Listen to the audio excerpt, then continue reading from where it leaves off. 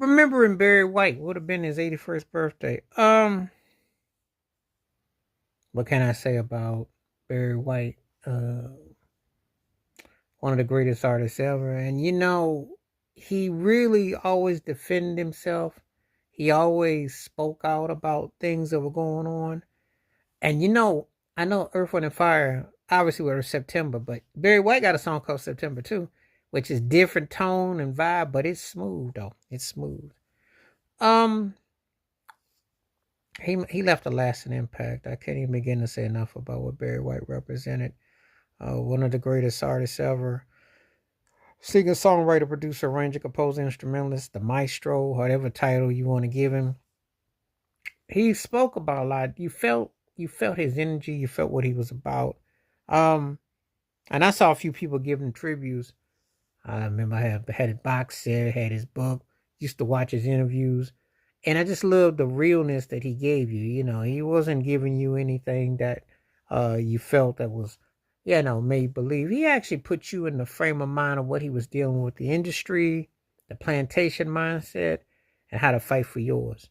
Um, really always felt like words of wisdom, from a man who overcame a lot, but always made sure he put his best foot forward. So, when I think about Barry White, I'm always like, wow, this guy was really, really making you think, really cut to the core and to the chase. And so it's like his birthday weekend, and I just had to kind of think about it for a moment because I thought, yeah, I don't really like to let that time go by because he's one of those people that I always, not only that I listen to, but I like what his words was. He was one of the few people to tell you don't believe everything you see on TV and how he just reflected on things, you know.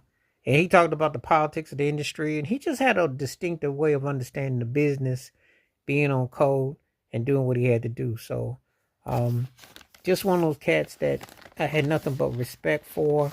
And he was just a wealth of great knowledge. And it wasn't just somebody that just was just like a one trick pony.